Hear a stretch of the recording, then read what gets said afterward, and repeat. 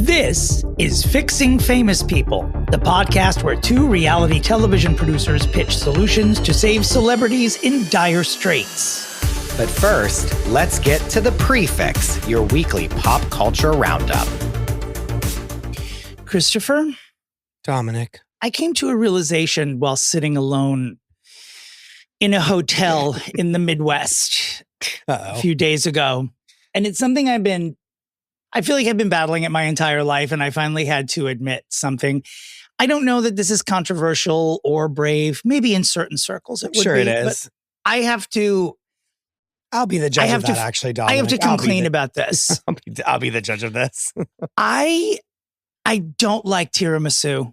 I've said it. I don't like it. And I feel like every time I've eaten it my entire life, it's been performative because it's just like the dream dessert. It's like you could tailor it for anybody. You could have chocolate tiramisu, whatever. But it's like, don't do this to me at 7:05 in the morning. So it is controversial then. I think it is. What? Okay, so go ahead. Keep going. I ordered seamless. And it came, and I looked at it, and I said, "Well, I don't want this. Why did I order this? What's there not to like?" Is the real It was question. a situation where I was ordering from an Italian place, and there were like 3 desserts available, and tiramisu was the only travelable one. You know, I would have liked the oversized skillet cookie with ice cream, but that never goes well when you're ordering it. It's never able to be packed properly, and the ice cream will melt. Dessert in general. Like, okay, now we're entering a controversial arena. Is hard for like a delivery situation. Yes. So we're already operating at a low frequency, but keep going. It's true. But I just realized I feel like every time I've ordered it, I just feel like it's because I'm supposed to have some loyalty to tiramisu dessert wise. And I don't like it. I don't think I've ever liked it. I think I've lied to myself to please those who were serving tiramisu, including restaurants. Yeah. Dominic, why do you seek approval from people? I'm a pleaser. I like to please chefs across the world. I just don't like it. I can't say that I agree because I love it so much. I know you do. I know. I don't know if it's like what's there not to like is the real question. I don't know, because you know what I love is a tres leches cake. I love it. Yeah, you do. I really do. But there's just something, I don't know if it's the mascarpone. I don't know if it's too much cinnamon. And I love cinnamon. I don't know. It's some people are like, look at my tiramisu, and it's just like a really bad version of it. Like I've had some really bad tiramisu, is what I'll tell you. And maybe I'll tell you what, bad kinds, but on TikTok, this is controversial, I will say. Is it brave though? I'm not sure. Time will tell. I was going to say time will tell. We will discuss.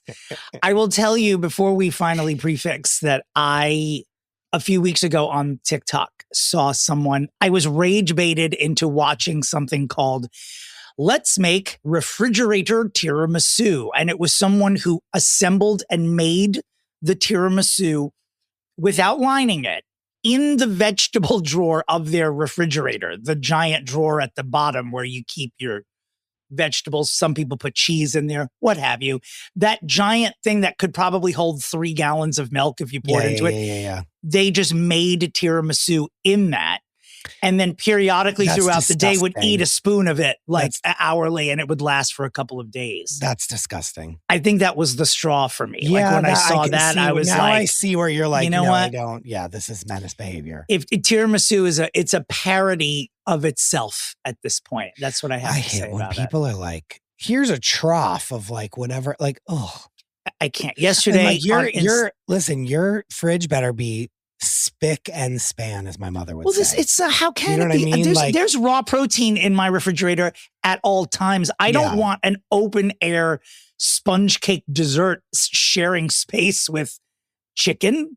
Yeah. My compost, like my rotting banana peels. No, thank you. The baking soda that's been in there since the Reagan assassination. He wasn't assassinated, but whatever. Since someone shot him. Yeah. So I don't know. Tiramisu, not your year for me. Not your year. I also saw, do you follow Chef Reactions on Instagram? I don't. You would love him. He reacted to someone for a kid's birthday party, they assembled in an actual child's pool. I hate these videos, by the way, and I watch them That's all day. worse than what the fridge thing. Like 6 tubs of ice cream, like 10 Ugh. bottles of Sprite, 40 bags of frozen fruit, and just assembling it in there for like a kid's birthday party where people could just like scoop a cup into it. And while she's assembling all of these ingredients in a child's pool in her backyard, her dog just walks right by the pool.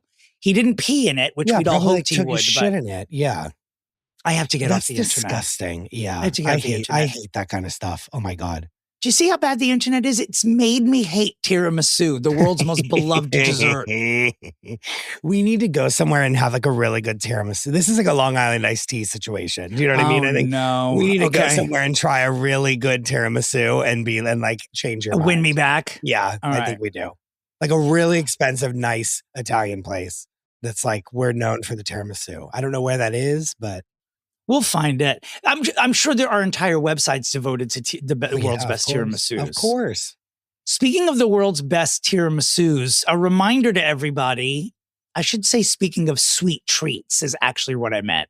The sweetest treat of all begins next week right here at Fixing Famous People, where we expand, we evolve, we give birth, and we start giving you 2 episodes a week. On Wednesdays, we will be dropping a supersized Pre-Fixe for your pop culture pleasure. And then on Fridays, we'll be doing the fix, what we are known for, where we fix a famous person. And we'll be throwing in reviews and recaps sporadically and periodically for your pleasure as we round out these episodes. Very exciting moment in the history of this podcast. Many saying that we have waited too long to do this. Many. And to those people, I say, this is free. Yeah. What did you want to tell me yesterday? And we said, let's wait for the pod. Christopher and I do that often, by the way. Sometimes we'll start a conversation and then say, hold up, save it for the mic. Oh, your plane ride. Oh my God, Dominic. Okay. Are you Multiple prepared? incendiary things happened on my red-eye plane back to New York City. One of those things is that in the middle of the flight, I just feel on one of my arms, just like something wet. No. And there is a crying child. Oh. Like, so first of all, this young couple brings their little baby on a red-eye flight from Portland, Oregon to Newark, New Jersey. Mm-hmm. Like, so first of all, why? Well, the bigger question is why not just put the child in a carry-on and above your seat? When will they make those kids? But just like, why do this to yourself? Like the kid was little too. So it's like, and was for most of the flight completely fine and sleeping and good. Out of nowhere, the kid starts crying. And then I just feel like a thwack on my arm. I look over, there is white liquid all over my arm. Oh. And I look over and I'm like, so angry right now. Oh my God. I'm furious. And I literally said out loud, oh my God, this kid just threw up on me, is what I thought happened. Come to find out, the father that's sitting behind me opened up a bottle, like a formula, and the pressure from the plane, the bottle exploded all over their row and like me and the seat like next to me, which was like the girl next to me like was saved. You know, she like didn't get hit at all, but her seat got crazy. It was all over my arm. And I was just so in shock that I just kept being like, what? And Hassan saw it because Hassan and I were sitting in aisles across from each other. And he was like looking at me and I was like, what? And Hassan's like, oh my God. And I'm like, oh my God. And he's like, Hassan finds like a wet wipe and gives it to me. And I'm like wiping the thing. And the dad behind me eventually realizes that I'm like freaking out about it and is like, are you like, what can I do for you? He like gives me like a wet wipe and he's like, what else can I do for you? He wants to like, he like apologizes and I'm like, it's okay. Like whatever. And he goes, what else can I do for you? And I'm like, that's not the question to ask me. You can stop having children, sir, is what you can do and bringing them on planes. What nothing. Like you can buy me a new sweatshirt. Like meanwhile, I'm wearing my really nice and expensive Theory cashmere zip up sweatshirt. So like, I'm like, you could buy me a new, like, I'm not even going to say how expensive it was because it's embarrassing, like sweatshirt. But like, You have a newborn, so I'm not going to ask you to do that. You can get this dry cleaned for me. But I'm like, what? Am I a prick that it's, you know what I mean? What am I? Like, really? Nothing. You're not going to do anything. But I hate that. I hate that question. What else can I do for you? I hate when like, someone's nothing. in the wrong and they hit you with overly, like if they hit you with diplomacy. I don't want that. I almost want when someone's committed an infraction, let's have a slap fight and call it a day rather than you looking at me, putting the onus on me. No, you come up with the 5 things you can do for me. Yeah. Don't leave it up to me. No, you should be soiled saying, me. Here's my cell phone number. When you get this dry clean, send me the receipt and I'll Venmo you. Now, in my version of this story, absolutely, yeah. In my version of this story, that formula is tiramisu flavored, and I am furious at it. You're a volcano going off in your head. But I would have spent the rest of that flight like just moving my seat backwards and forwards to fuck with him and his newborn child. Thankfully, it was like close to the end of the flight, so it wasn't like too awkward for the rest of the flight. But then even when we got off the flight, I didn't look at him. I was like, I'm not done. And when the plane landed and the lights came on, his son texted me and he was like, you need to know that there's formula all over their row. And they like did nothing to try to like clean it up. And it is like, of course they didn't. A disaster area. Of course they didn't. You know what I mean? Like, and they were like my age. Like they were like young parents. Like he was like cute. Like they were like, his wife was pretty. Like they were like, but I didn't like look over at that. Like, I just like didn't pay any more mind after that. And I hate when it's like, okay, I've absolved myself from this now. And then when we were going to the baggage claim, he like kept staring at me. And like trying to get in my eye line, and I kept like looking away. And even when we were like walking away, like after we got our bags, I saw him like went right by him. I don't think knowing it. I like went around another whole like carousel away to like not have to interact with him again. Cause I knew he was going to try to like be like, we're good. Right. And I'm going to be like, no, you're an idiot.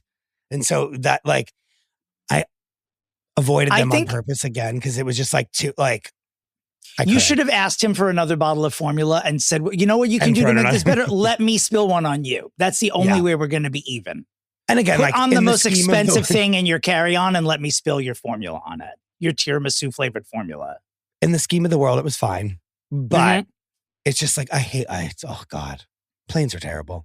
I flew back in that thunderstorm yesterday, by the way. Worst, truly the worst landing of my entire life. I almost asked the woman next to her if I could hold her hand. It was that bad. Like it was like that flight from the Denzel Washington movie Flight. At one point we were upside down and that's how we landed. All this to say, this happens, like the thing explodes on me as we are 2.5 hours into Avatar Fire and Ash. Oh my God. Because Hassan was like, we need to watch this movie. And I was like, I want to see it. I want to see it. Never. And Dominick. No. Fire and ass. You know how I feel about this film. Dominick, listen, you saw 2 minutes of it and you were like, what is this? When I tell you that like halfway through the movie, they just start doing the plot of the movie before. And it's just the end of the movie is, when I tell you, almost completely identical to Avatar: The Way of Water. And I know that not one person cares about this because like this movie came out like 8 months ago. But like I was like, isn't this just exactly what happened in the last movie that they just redid again? Like we're at the same sets. Like I told you, it's like it started off first when I heard Sigourney Weaver's elderly voice coming out of a child character. I looked at my roommate and said, you're wasting your time. Went to my room, took a full nap, came out. It was still going on. Yeah, no, it was still going on. It was most of the cross-country Is this a miniseries or a film? Dominick, it was so bad. And it was just like, it like had the trappings of like, this could have been something. And then they just literally were like, well, like, we don't know what to do next. So let's just like redo the fight from like the climactic fight from the last movie. It's the same And there are thing. more coming. There are more films coming. They're not even done yet. It's so, Dominick, I was like, this is all you have. And some of the lines were truly, Hassan and I, when I tell you, we're like breaking our necks to like flip over and look at each other and be like, are they fucking serious with this one? Like, it was so terrible. Yeah, there's like Star Wars Princess Amidala or Queen Amidala dialogue all throughout that movie where it's just like, how did you spend all this money but not on a writer? And like there were parts where I was like, oh wait, this is like good. Like I was like, wait, hold on, this part someone wrote for real. Like I was like, this like, has levels and is like interesting. They suck you in. And they just go back to like the most cliche, like you couldn't put this in a script because it's so cliche. And then they lost me in the first one. No. The moment they named the prime mineral on that planet unobtainium, I lost literally me was thinking for about life. you saying this the whole movie. It was utterly it's the most ridiculous thing I've ever seen in a movie that they called it unobtainium. Is it truly the dumbest thing I've ever heard. And Dominic, don't you worry. There is a ghost version of Sigourney Weaver in the flesh that pops up at the end of the third movie. I will never know. No one would ever add that movie to the P-Town movie list, and I would approve it. Listen, House of Gucci was like, advantageous enough for us to try to get through that long of a movie. This is like, the Odyssey is going to be shorter than this fucking movie. Yes. Also, Chris, for the millionth time, don't loop me into the crowd of people that can't stand House of Gucci. Like, that was not a chore for us. I would watch that movie every day. We know. Every day. I could see Lady Gaga in her ski hat screaming at that woman at the resort all day. And her outfits in that movie. Such a letdown. Really great. So, I disagree. No, I disagree. I think don't. she was trash and her wardrobe was trash as well.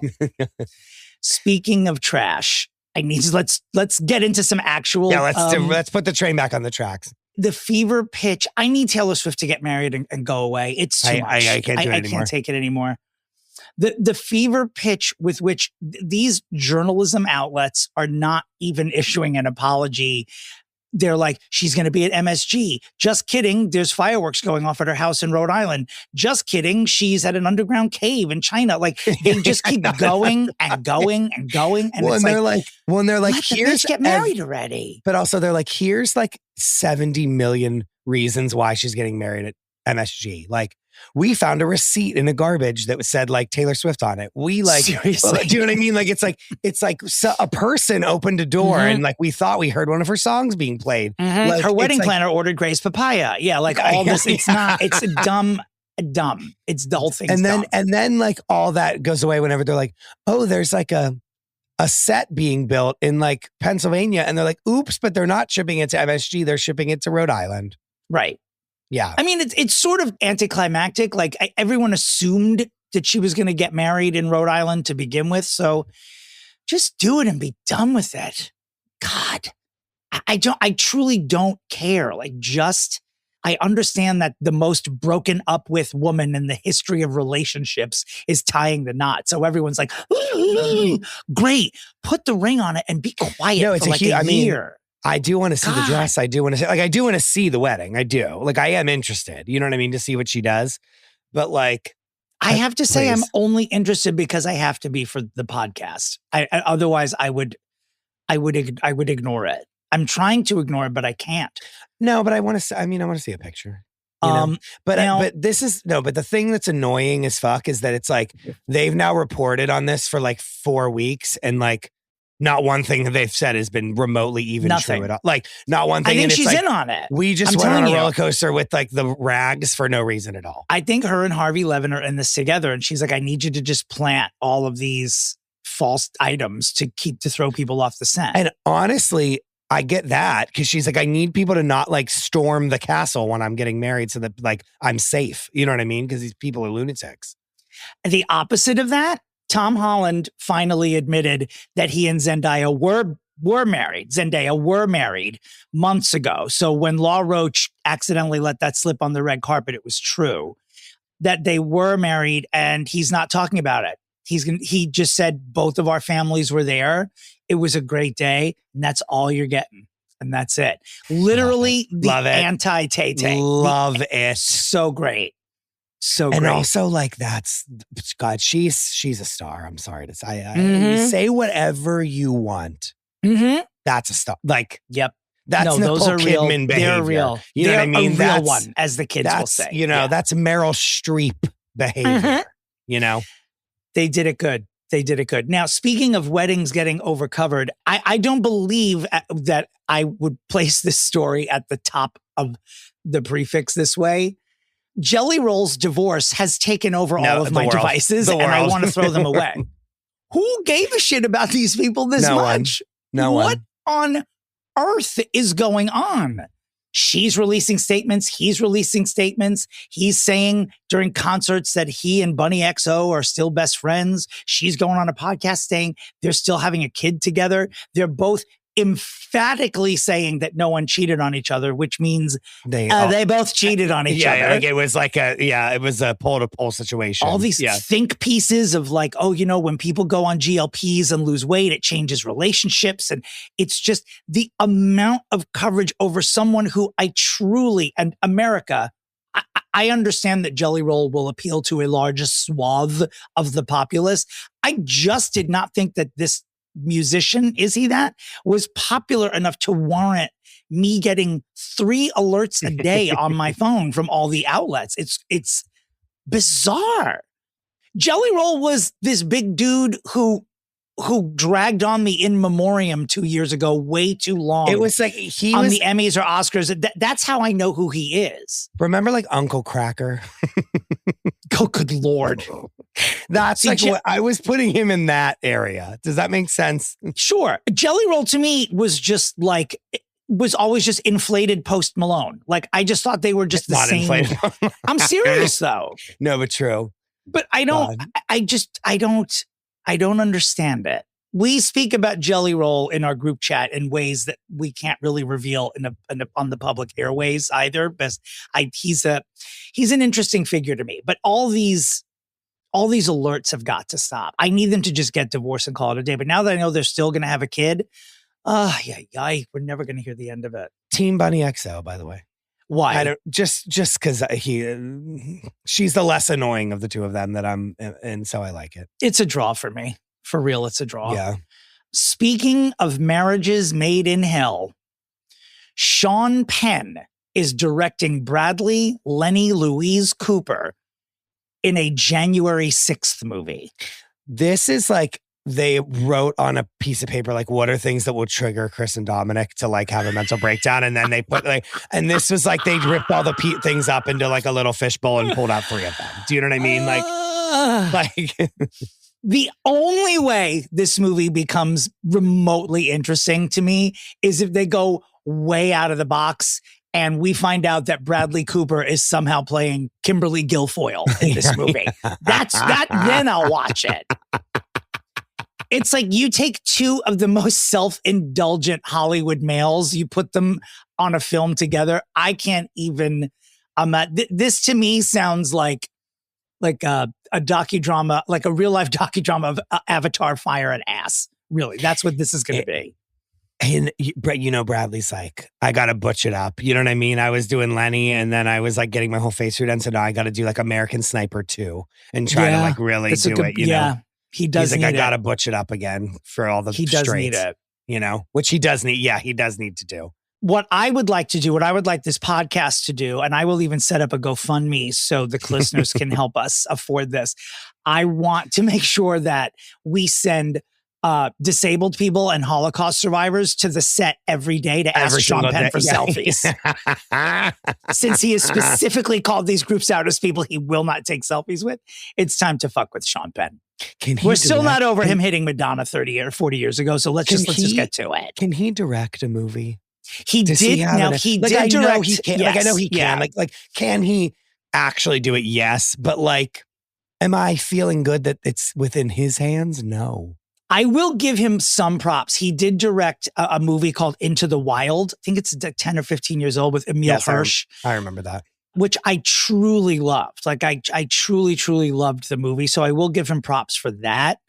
It bordered on that precious. It became a little bit precious at parts, but putting Lenny Cooper in there, oh, Madonna mia.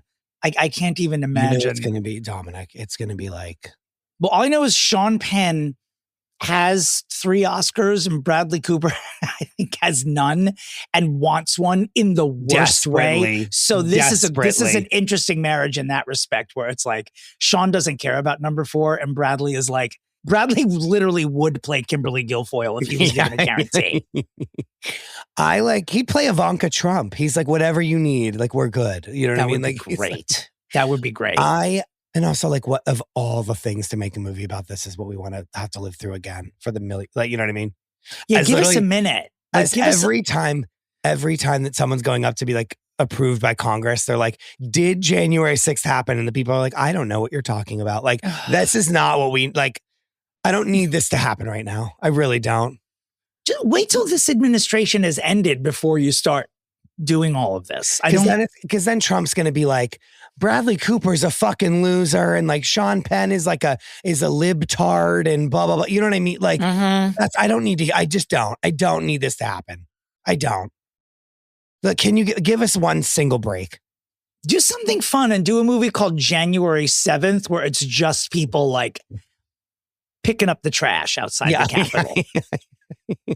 Like nothing political at all. Just do that instead. I just know what it's going to be, and then it's going to be, and then I don't want to see the influencers fighting each other on the internet about why January 6th movies should be made or not. Like it's just like, let's get some good news. Lil Nas X is back. Great news. Montero himself took to the interwebs with a 3-minute reel, saying, he's been in rehab. He's been taking care of himself. He looks fantastic. Yeah, he does. Sounds refreshed. He sounds and looks like a different person, basically. Like he looks so refreshed, so happy to have him back. I have loved him forever, like since the moment we found out who he was. My only issue with him, of course, is his association with Fire Rose's ex-husband, Billy Ray Cyrus. Brother. Yeah. Well, I will say that's how he got famous. So it absolutely is. It's a shame that the origin story is tainted, but now with Billy Ray squarely in Elizabeth Hurley's bosom now, Lil Nas X can shine on his own. I just had my Lil Nas X silk robe on this morning while I was shaving. You're welcome for that visual. Have I ever shown you that robe before? No. I have, right? It's beautiful. I'll show Is it really a Lil Nas X robe? Oh yeah. When he released the last album, that merch dropped and there was like a limited supply of these robes, these silk robes. And it's just him sort of naked, lying on a cloud. Sure. And it's great. No, I'm happy for him. He also said that he got diagnosed with bipolar disorder, which explains a lot. You know what I mean? Of course. That explains him walking down the street in the underwear. You know what I mean? It explains. And he was like, I'm on medication. I have all kinds of doctors now. And I'm like, I'm good. Which makes me feel so good. Yes. You know? And also, I want to say to him publicly, you can still walk down the street in your underwear, by the way. There's nothing like, I hated what you were going through, but I didn't mind the visuals. Gotta be honest body be banging on that one, by the way. Banging. Yeah. Banging. Yeah. And giving me the vapors. It's too early for this. Good Lord. But you know what else though is like, okay, not to bring it here, but like Britney being an absolute lunatic on the internet for everyone to see, like, is a cautionary tale for all of us. And he's like, I got to get my shit together. Do you know what I mean? Like, hey, yo. Like, you know Can you give us a Britney watch? Because it's a great, I don't know if you segued that on purpose, but she is our next story. Britney watch. Hi, y'all. Britney wants a baby. Girl, don't do this. She keeps saying it. Don't do this. Guys, I don't think please, it's none of my business. Real. Wear a condom. Don't do it. I think reuniting with her sons. Reuniting with her sons has ignited a spark in baby fever. Yeah. I know, but people say that a lot. Like, I don't think she would really have another baby. I just don't know. I don't know who she's through all of this nonsense. I still don't know, like, who's actually advocating for her. Like, that's why I like that her sons are back in her life, because her sons are adults now and they can think for themselves and help their mother. Because I don't know. Usually, you know who's in their inner circles, but I don't know who's helping her, and I want her to be helped. I don't feel like it's over. I think we thought that the DUI was going to like snap her back, but she's back on the internet bonkersing her bonkers off. I know, so but I think don't know. I think we're gonna be with that. That's gonna be there. I said to someone sent me a thing, and I was like, we all have to like see, like, our penance is that we see her be crazy on the internet for the rest of our lives because of what we allowed to happen to her. Because of what we have to tolerate the knife dances. Correct. Okay. I said it before, I'll say it again. I miss the knives. Well, I think that putting knives in the hands of someone who's mentally ill isn't the wisest decision, but I understand the visual. Is all. Yeah. Don't forget, remember we had a listener that made you a tree topper last year of Britney, knives in hand. Knives out, as they say. Knives out. I was thinking the other day, because in her memoir, she talks about how she got an abortion whenever she was with Justin Timberlake, and it was a secret abortion, and no one knew about it except for Felicia, her like assistant. Felicia Colada. Yeah. And that like literally no one on the planet knew. And like on the internet, they all like people put the pieces together that they think that the song Every Time that she wrote herself is about that abortion. And I was like, I heard that song came on and it like made me really sad because I was like, oh my God, it totally is about her abortion. I wish she would reveal it on stage if she ever does a concert. Hey, y'all. Who wants to hear an abortion song? You ready? Stop, Hit Dominic. me with Every Time and B flat, Jimmy. Dominic, that's terrible. Abortion. I'm sorry. No, but it's really like, it was like, I was like, fuck, like she's fucked up. Like, you know what I mean? Like this fucked her, this fuck. Like that, like she wants a baby because Child star syndrome. She wants a baby because she like was like, here's what I didn't get to have, you know? Mm-hmm. Yep. It's giving Michael her. Jackson, but without the touching. Guys, pray every day at noon. Pray, please. Are you still doing it every day? Yes, she's gonna need it. All right. King Charles, I'm referring to this as the Great British Thaw. I believe the thaw with Harry and the Duchess of Smuckers is happening. They're going to return to the UK. And when they return to this UK visit next month, Harry and Meghan will be given royal accommodations. The king has approved royal accommodations for Harry and Meghan. Okay, I like that. This is great. It makes me happy. It makes me happy. Absolutely. Prince Harry has previously declined offers of accommodation at Buckingham Palace, but it seems that this time that will not be the case. This is also the kids. Archie and Lilibet are expected to return to the UK for the first time in 4 years. I guess they were tiny tots the last time they were there. I feel like this is them like booties on the ground in the UK, as it were. Goodbye, not booties on the ground. This is a good time for this. Yeah. The world needs this. You know what I mean? It absolutely does. And like, I feel like we've put our weapon. I'm sure the Daily Mail still every day like writes an article that like Meghan Markle is a monster, blah, blah, blah. But like, I feel that we've kind of like put our torches down for her a little bit and him. Like, and I feel that like we're good. We're all's good in the hood. You know what I mean? Like, I feel like, no, yes. All I know is yes. It's a yes, I'm thinking. But it was like when I saw him showing up at the final NBA game, I'm like, what are you doing there? I truly, and I never like, of all the celebrities that were dotting in and out who were annoying the piss out of me throughout the NBA finals, when I saw him show up in San Antonio, I'm like, what is Princess Diana's son doing in San Antonio, Texas at a basketball game? This is unnecessary celebrity synergy here. Like, what is is he a basketball fan? I doubt it. And he was like, what am I doing here? You know what I mean? Yeah. He was like, and then he was like, we need to go back to the UK. I still don't understand why Meghan Markle wasn't on the newest version of Suits. I still don't understand how that came and went. And there wasn't an executive order demanding that the next time Suits dare to come back, that they don't just put her on it. No, remember missed opportunities all around. Remember my pitch was like it's like her heels following like the elevator doors open and there's like clip clop of heels and it's like the season 1 finale and then it like pans up and it's her. Like that why would didn't it happen? Well, it's over. It got canceled. No, I know. Well, that's why, because she didn't do it. That no one watched it. It's like, why wouldn't she do it? Speaking of families that need mending, none more urgently than, of course, the Beckhams. So it turns out, well, as you all know, Brooklyn Beckham did like a FIFA ad about how he's not going to, he's not using his FIFA tickets because it's a long story. It's complicated, mocking the fact that he's been trashing and abandoning his family in the public. Also, terrible commercial, by the way. Yeah, not very good, actually. It just like isn't the gotcha you think it is him being like, it's a long story. Like, I'm like, that's not even funny. What is the gotcha? Like, he did make $1 million to do it. How very Austin Powers, but he did make $1 million. In response, his family does what they always do. They just played it very cool. And on Father's Day a few days ago, Victoria, known as Posh Spice globally, put a photo on Instagram of David Beckham with all 4 of his children with his arms right around Brooklyn in a throwback photo. And Posh is just saying David Beckham is the best dad in the world, blah, blah, blah, and all this stuff. So just sort of ignoring it. The World Cup only has a few weeks left, I don't and care. this Like, is your I don't opportunity, care. Beckhams. But this is if they don't solve their problems during the World Cup, they will never get back together. This is it. This is it. They need to be seen.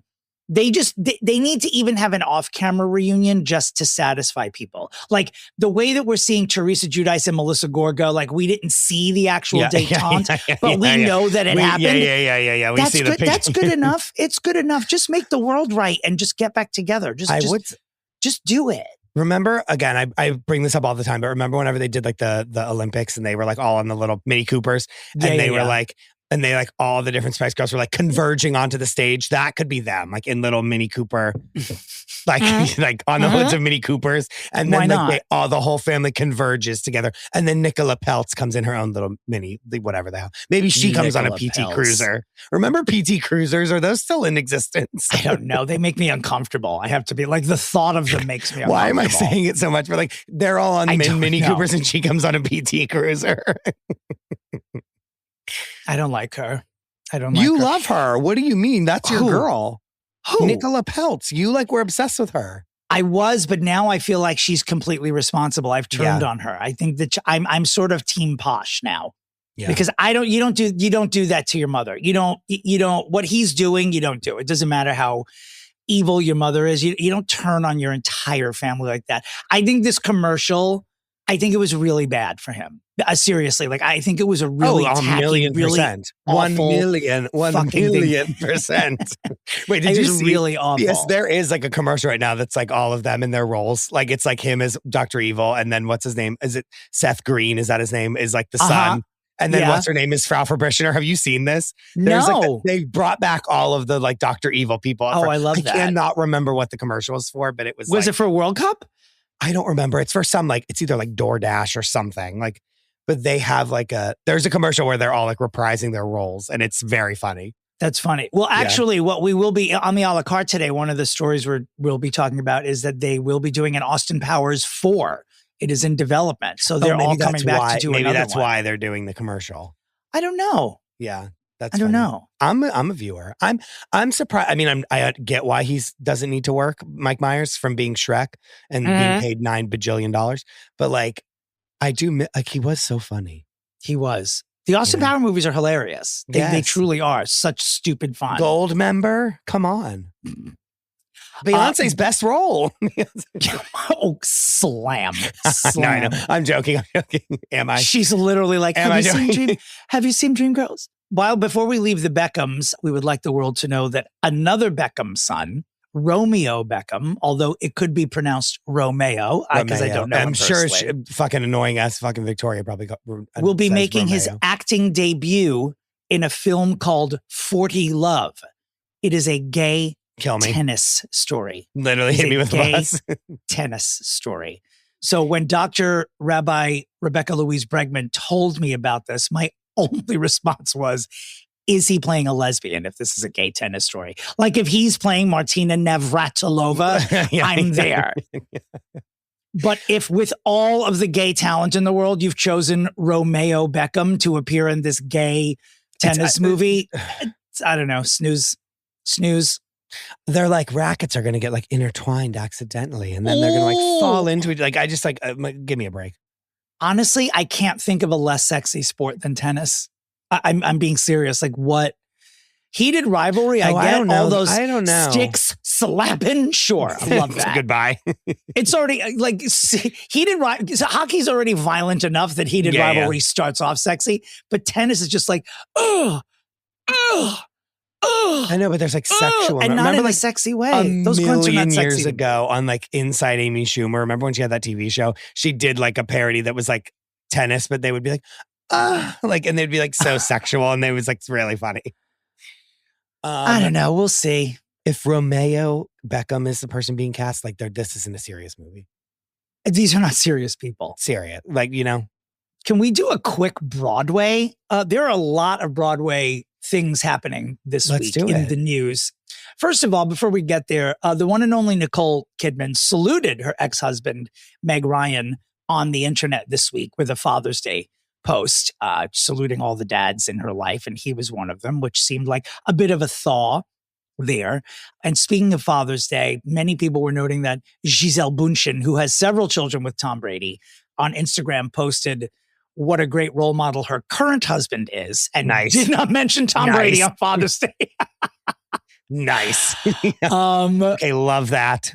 Getting to Broadway, and we bring up Nicole Kidman because what could only be described as a Mount Rushmore photo on Instagram, Nicole Kidman, Rosie O'Donnell, and Orfeh, an artist who I don't think I've ever even spoken about on our broadcast before, went to see Every Brilliant Thing starring Mariska Hargitay on Broadway. And when I tell you that seeing Mariska, Nicole, and Rosie in a photo together, I drew breath when I saw this. That was big. That was big. I drew breath. Absolutely insane. A reminder, too, that Mariska will just be on Broadway for 2 more weeks in Every Brilliant Thing. Get your tickets. When is Rosie going to be on Broadway? That's going to happen at the end of July going into August. She'll be at the Daryl Roth Theater with her one-woman show, Common Knowledge. We have to get tickets. We got to get our shit together. We got to get our boots on that ground. Yeah. And speaking of Rosie, Jimmy Kimmel is taking off 2 months this summer just for vacation. On the roster of guest hosts is Rosie O'Donnell. And he basically announced like one of Donald Trump's favorites will be taking over for a week or two. Funny. Rosie back hosting a talk show. And, you know. Here we go. Here we go. But listen, very few people do it better / make more noise when they're doing it. So she's not going to show up there and just be quiet about it. She's going to start shit. I'm just saying like that. Do you want to know who else is on that list, Christopher, to guest host Kimmel? Jelly Roll. No. Is that real? Yeah. I swear to God. God. No, don't know. No. Back to Broadway. That's how I feel about him. Sure. Like everything I know about him is like, you know, when people say like everything I know about this person is against my will. That's how I feel about him. That's the noise I made every time I got an alert about their divorce. It's like after the 200th alert, I'm like, now we have to talk about this on the podcast just as a public service. I guess this is Broadway related. Not really, but I'll just put it here anyway. When The Wizard of Oz leaves the Sphere, its record-breaking run at the Sphere, it has made hundreds of millions of dollars at the Sphere. The next movie to take over will be the Rocky Horror Picture Show. Will be shown at the Sphere. Which when I saw this, I was like, that's really smart. Mm-hmm. Because that really could be, interesting. Really interesting. That's fun. I won't see it because that show, that property has lunatic fans. And, you know, anyone was a high school theater kid at all has been to the theater where you're throwing toast, you're screaming back at the script, like all the things. That to me is like fun in the Sphere. In the Sphere, it will be great. In the Sphere, it will be great. But those people will, it's going to be crazy. But I think that could be fun. Those of you who thought May would be the month that we got our tickets to Ariana Grande and Jonathan Bailey appearing in the West End production of Sunday in the Park with George, we received an email saying, whoopsie, we're going to do it this summer. The tickets will be on sale end of the summer, maybe the fall. And the show will run next summer on the West End. So, it's coming. It's that far away. Oh, yeah. It's a 2027 number. I thought it was she's on tour. I thought it happened and was done, I think. No. That's crazy. Mm-hmm. So the tickets will be on sale this fall. Well, we need to, that's a Clinternational situation that we need to get to. Tickets to the West End Olivier Award-winning hit Paddington, which this has this is supposed to be so good. And I can't wait to find out why. Because I'm not interested on the surface, but I'm interested that everyone has said that it's so wonderful. But it's coming to Broadway. Tickets for Paddington are now on sale if you want to go see it when it launches next spring. Nervous. Everyone was sure. Like just nervous. But it already won every award in England. So we're either going to like it or hate it. In the costume. Yeah, he looks like the stuffed animal. It's scary. It's crazy. So everyone loved Pink's performance as the host of the Tony Awards. How could they not? Now there's a rumor that Pink and her daughter Willow will be appearing on Broadway themselves in a revival of the musical Next to Normal. I'm interested. I'm interested. I mean, you moved to New York to have your theater kid be closer to Broadway, and then 2 minutes later, you're both on Broadway together. Mission accomplished, baby. And like she really did a great audition by being like, I'll do all that jazz and do like the Fosse choreography and like, she did all of it. You know what I mean? Like she was like, did absolutely everything. She's like, I could do this. And everyone was like, yes, you can. Yeah. They were like, yeah, absolutely. There is also a musical adaptation coming of the movie What's Eating Gilbert Grape. This is going to be a no for me, dog. Did not see that one coming.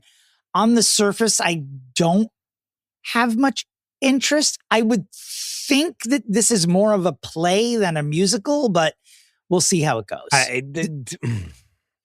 Nothing about this seems good. Leo, if you don't know, Leo DiCaprio was nominated for an Oscar for playing a mentally challenged individual in this movie. That's the thing that I remember from it. So we'll just see how it goes. And finally, on Broadway Watch, there's a theater in England, the Shaftesbury Theatre, a very famous British theater, which is currently showing Avenue Q in London, which is going to be renamed the Judi Dench Theatre. No. That's good. That's great. Wow.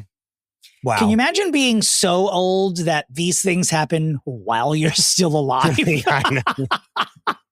Congratulations, Dame Judy. You're a favorite of this pod and of our planet, I might add. Why haven't they done a reboot of Avenue Q?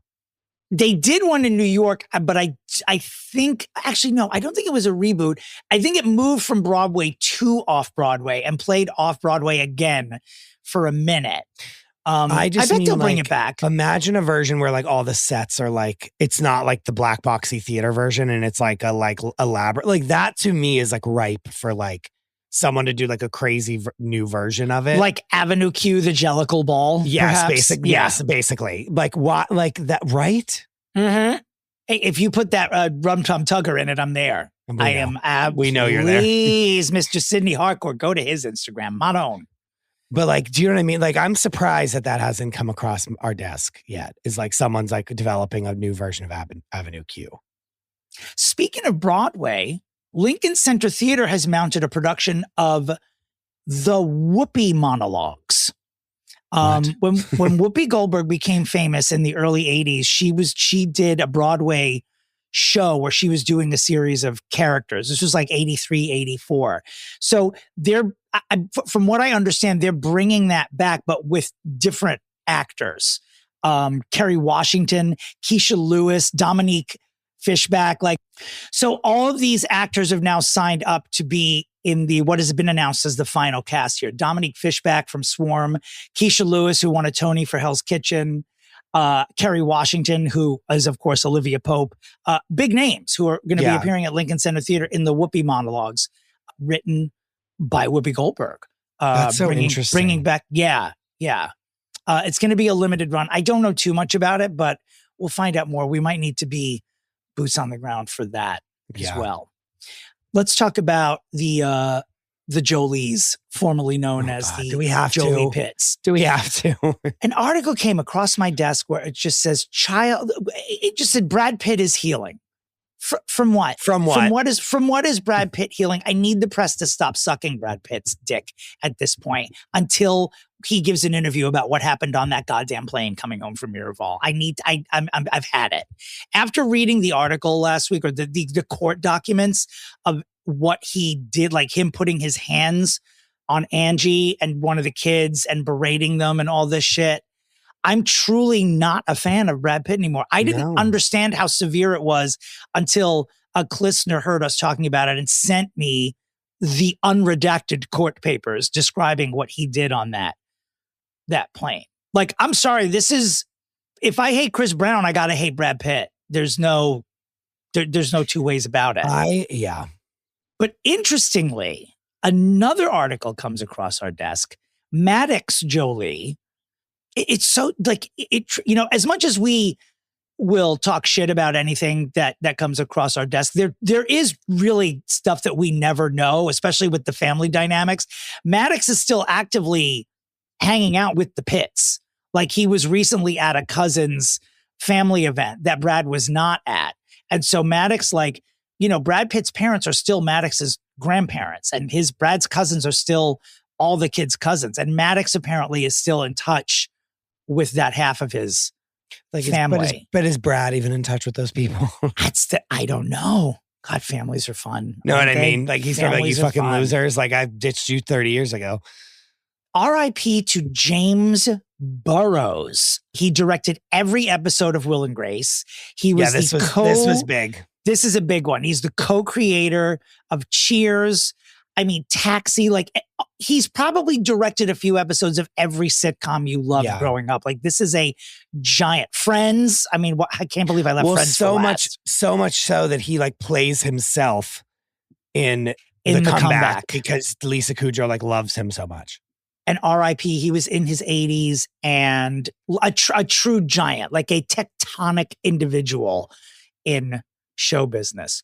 Also, randomly, R.I.P. the girl from The Ring, the creepy girl. Oh, I saw that. Samara. Yes. Yeah. Was that the character's name? Yes. The girl, yes? the girl like that comes out of the TV is Samara. Yeah. Davy Chase. She was only 35 years old. She also appeared in Donnie Darko and Big Love. You might recognize her more from there. But yes, R.I.P. Oof, 35. Good Lord. I know. That's my age. Oh my God. It's so sad. Oh, that's right. You're fixing to be 36 in just a few weeks. I sure am. Late 30s. I mean, it's really mid, but once you pass the 35, I'm going to start rounding. Also, R.I.P. Speaking of tectonic, to Dame Clive Davis, 94 Not Dame Clive Davis. years old. This elderly homosexual was known for having a golden ear. He's most closely associated with Whitney Houston for quote unquote, I have a problem with the word discovering when it comes to artists as talented as Whitney, but he did put her on the map.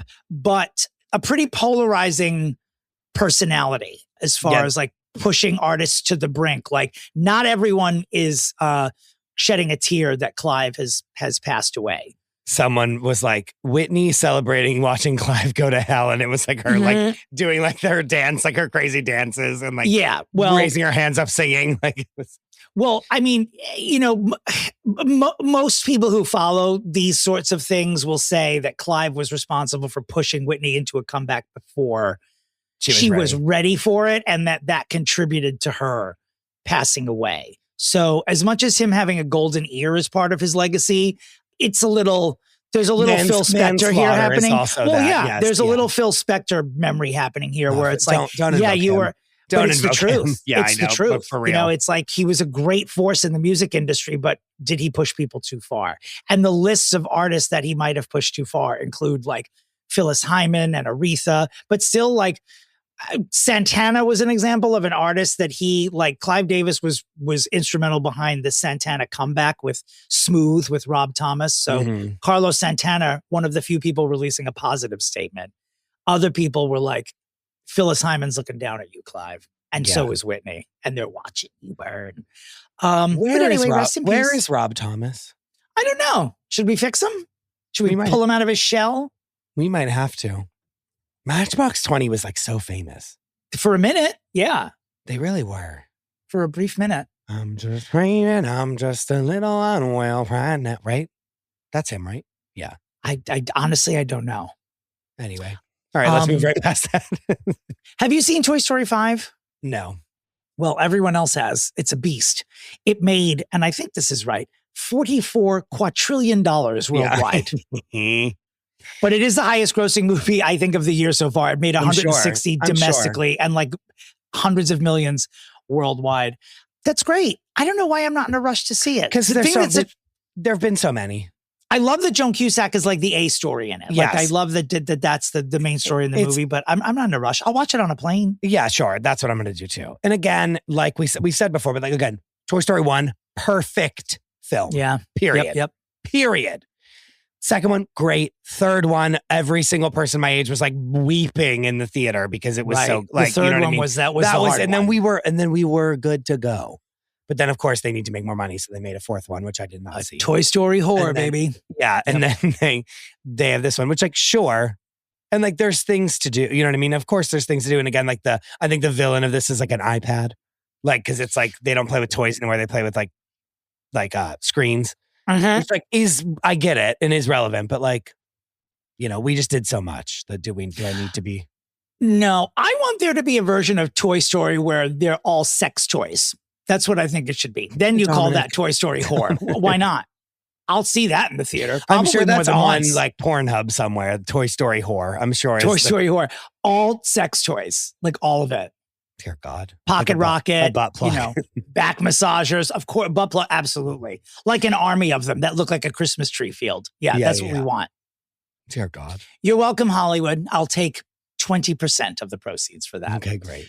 Well, Anne Hathaway is pregnant. And while I am thrilled for her, I just don't know why you do that to your body after you got your face in the perfect snatched position.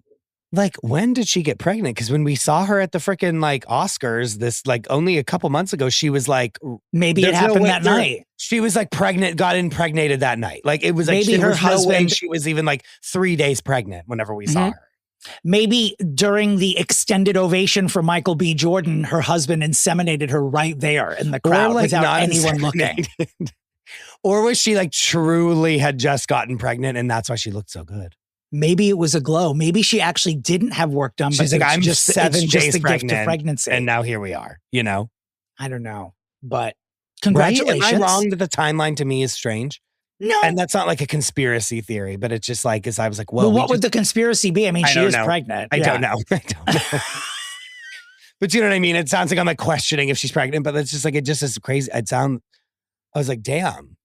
And she like, when you see the pictures, like she's pretty pregnant. Like she's not. Like, here's my bump, and she looks like she's about 5 months pregnant. So maybe she probably was pregnant. I guess that is, and it did contribute to how great she looked. Yeah. Well, there's going to be a Gosselin tell-all. Can't wait. Colin Gosselin is going to tell. Can't wait. He's the one of the 8 from John and Kate plus 8 who the family does not. He's with his dad, and the other 7 are with the mom. So he's gonna cut loose. He is finally going to tell us everything about the childhood. I am 102% sure that Kate Gosselin's not going to like this. No, she's not going to. It's not going to go well for her. She's going to be like on a tour. I'm 104% sure that he's getting some anecdotes from his dad to throw in there as well. His now blonde father, John Gosselin. And that's, by the way, of all the sins in his life, him bleaching his hair has got to be at the top of it. Being a bad dad is almost number 2 to bleaching your hair. You remember Mystical? Like the rapper? Yes. Yeah. So he has just been sentenced to 20 years in jail. No. For rape. Yes. Trigger warning, rape. God damn it. I don't know what more to say about that, but just in case you were wondering where he was, we know he was with his lawyers. And now he's going to be behind bars. Good. We should switch to good news. That was awfully dark, wasn't it? Well, here you go.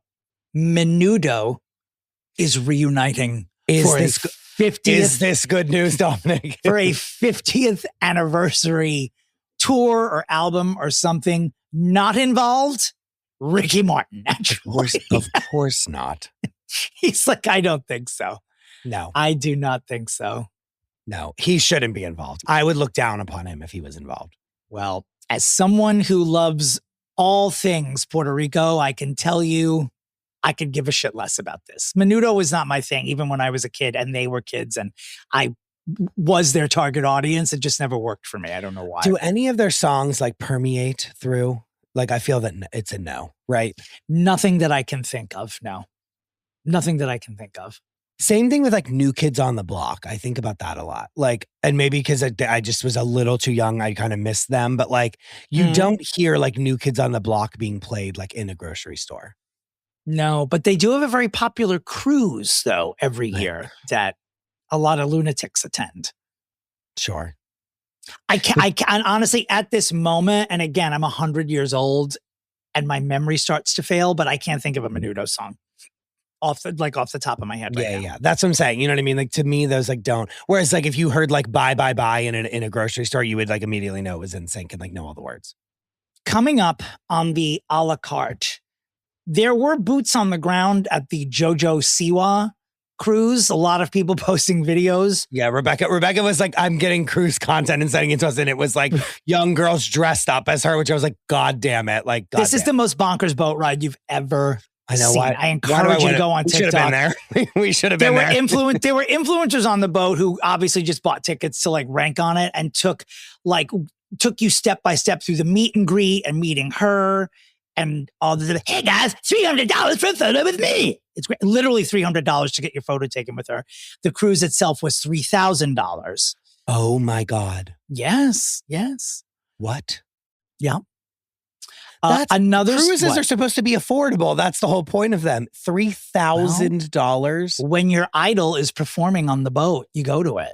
I mean, what I would pay for a share cruise, I don't know. It seems like, by the way, JoJo wasn't just like airlifted in and out in 5 minutes. Yeah, no, it's like she was staying there. there, which does warrant more money, I will say. But the thing that I'm fascinated about with her is like, I know that she was a child star and then she tried to be an adult and was gay and then wasn't gay. But now it seems like she's dressing up as the JoJo Siwa, like as her younger self. Yeah. And it's giving whatever happened to Baby Jane when she's performing. I'm like, why is this 35-year-old woman with a bow in her hair stomping around like a lunatic on stage?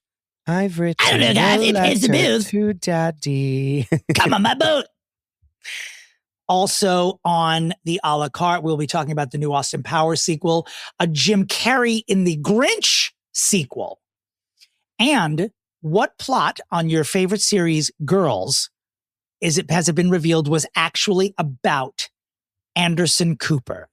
We'll talk about that. And Cher is going to be appearing in an animated movie.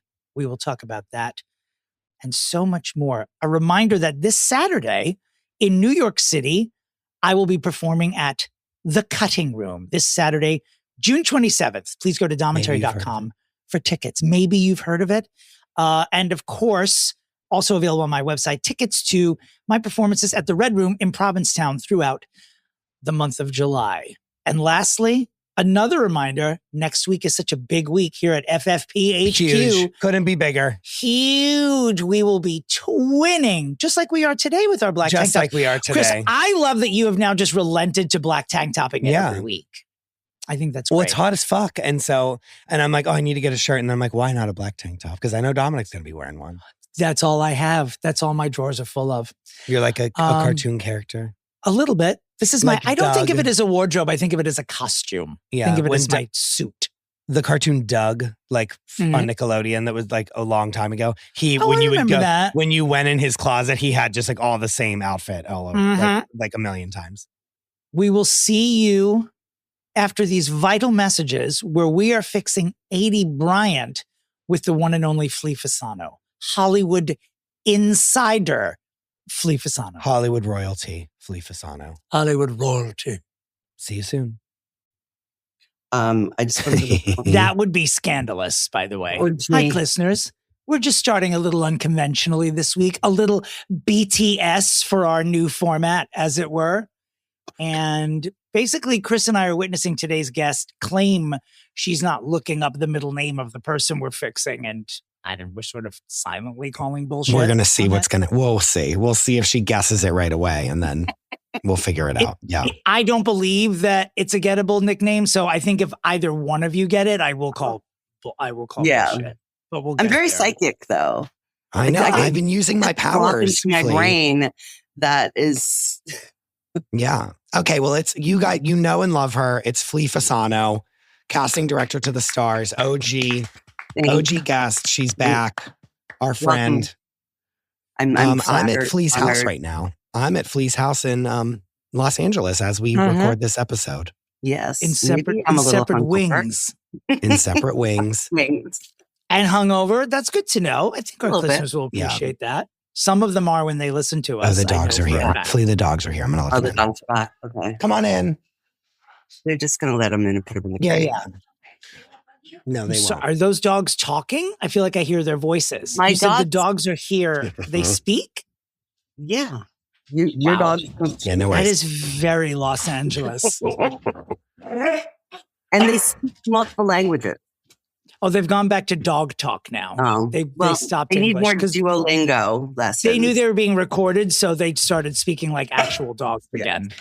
And Flea is here in her own home with me to fix Aidy Bryant. Yeah, very excited about this because, Miss Bryant, she got in a lot of trouble. Did you know this? No. Oh yeah, all of the anti-gay rhetoric around her. Stop. What? Yeah, Anita Bryant. You are so Flea. Are you drunk now? Are you drunk now? She's the First of all, person. we don't fix the dead here. They already been fixed. We're not fixing Anita Bryant. Okay, got We're not fixing no. Anita Bryant. Should I look up her middle name as well? Oh my God. We're here to fix Well, Aidy I'm Bryant. screwed because I know nothing about this other Bryant. I only know I Anita. don't believe that that's true at all. And for those of you who are clutching your pearls, we love Aidy Bryant. So we're using fix this here is a- in this the is a- way we fix Jane Krakowski, where we love just want her with we all want our- superstardom. Yeah, there's very little in the way of critique here. It's going to be an hour of worship and kikiing. Of And then course. Flea's dogs, and she'll lose her memory and maybe think we're talking about Bryant Gumbel in 10 minutes, and we'll remember where she is. After 60, it's all downhill. I'm so excited when Chris mentioned 80 because Shrill had just dropped on Netflix again. And I noticed that before, but I binged it again last week, all 3 seasons. So I'm like super fresh on the show and I love her so much. Yeah, So she was always a standout for my friends and I on SNL. Like from the moment she got on, we knew that we loved her. And we'll talk about more of her classic sketches, obviously, later in the episode. But when I first saw Shrill, I had heard nothing about it. It was a classic romantic binge story where you accidentally come upon something. And I'm like, oh, Aidy Bryant. And I watched one episode and then just sat because I hadn't heard anything about it. And by the time I got to the first season, all the episodes were out and I watched them in a day. And it was so good and so funny and so perfect for her. I was very talents. familiar with it because of Lindy West, who I've been a fan of, who wrote it and created it. Oh. And her best friend is Samantha Irby, who I'm very close with, who I actually cast Samantha Irby's book, Meaty, which was based on her life. Okay, I was going to ask, because I don't know who Samantha Irby is. Oh, she's brilliant. She's incredible. She's an incredible writer. She writes if you saw her books, Dominic, if you saw her book like covers, you would recognize them. Yeah. And I was lucky to basically do what they did in Shrill with Samantha Irby is like Aidy is playing a version of Lindy from her book. Yeah, from Shrill, the book. Sure. Yeah. Samantha's book. And we got to cast together, her and I, a version of her, which is really hard to do. And in one of her books, she actually talks about the casting process when you're casting yourself younger. Yeah. And it's a really interesting journey for a writer to be in that position because it's, usually you're casting a character you created, but now you're casting yourself. By the way, when I watched the first season of Shrill, I had assumed that it was an Aidy Bryant creation. Like I knew she was in it. I knew she was EPing it. And it wasn't until after I'd watched the whole first season that I knew that Lindy West was the author. And it's not from book, right? It's from is it like a collection of essays? Is that what Shrill was? Yes, which is the same thing that Samantha writes. They write a collection of essays about, based on their real experiences. Got it. And they can kind of jump around timeline sometimes or be, concurrent.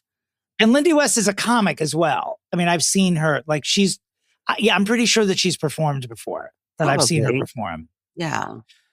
There's a lot of discourse around her right now with her newest book coming out. And is she anti-gay too? Who are you going to say? Anita Bryant. Who are you mistaking her gay. for? Jesse. We're not talking about Jesse Helms. We're talking about Lindy West. Lindy, yes. She is not anti-gay. She's actually so pro-gay that she has decided to be in a throuple with her husband.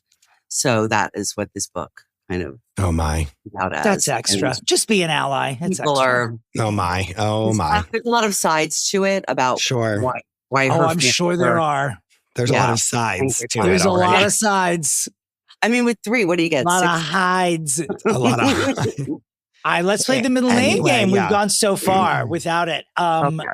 This is where we ask Christopher and our guest to guess the middle name of the person we're fixing. This week, that person is Aidy Bryant. Here are the facts for you with which you can help determine what you're going to guess.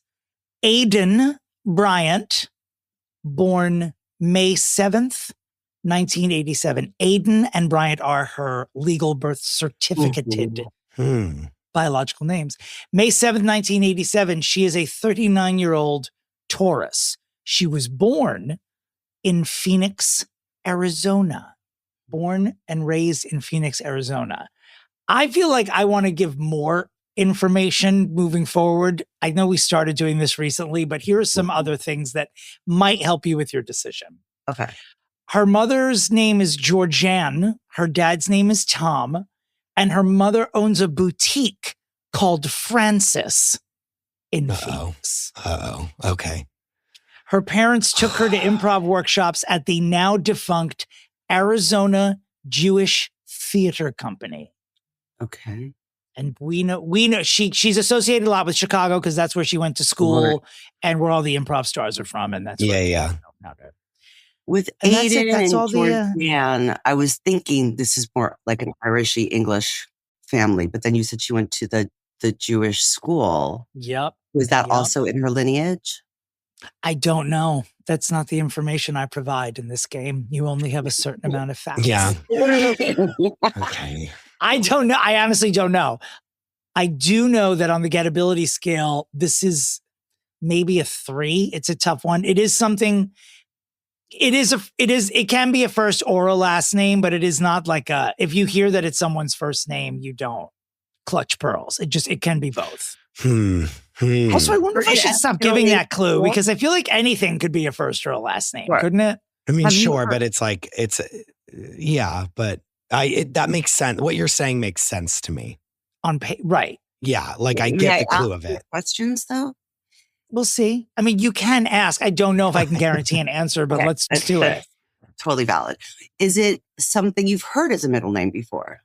As a middle name, I can't recall, but I've definitely heard it as a first name. Okay. More than a last name, but I've definitely heard it as a last name. Okay. And is it more like a family name than Could be. It could be. It can also be spelled many different ways. Not the first letter, but it's just one of those names that you can mix You the can do syllable it or up. 2 around. Hmm. You'll have like the British way, the trailer way. When I was opening up myself to spirit, to the beyond,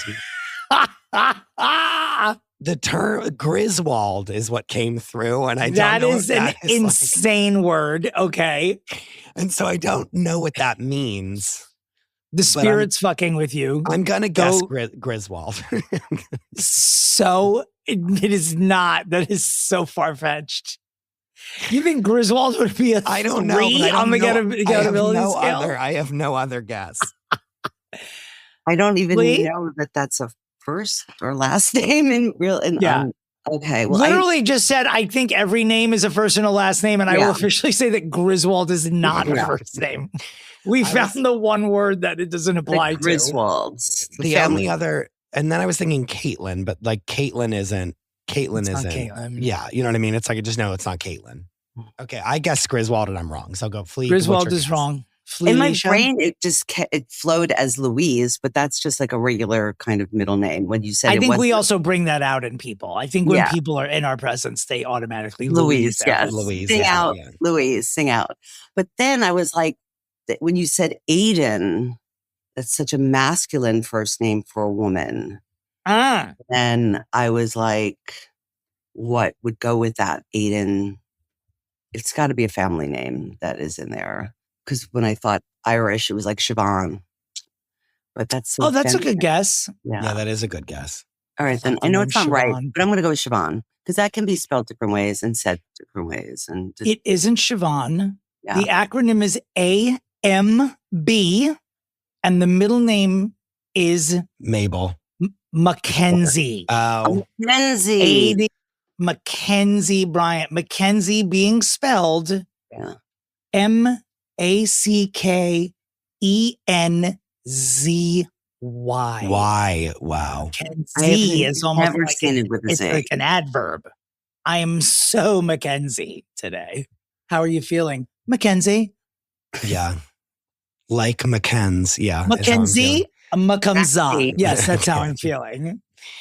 Oh, Wow. God. Well, And I had to research that, by the way. It was not on her wiki page Really? as a gift to me. I had to hire a private investigator.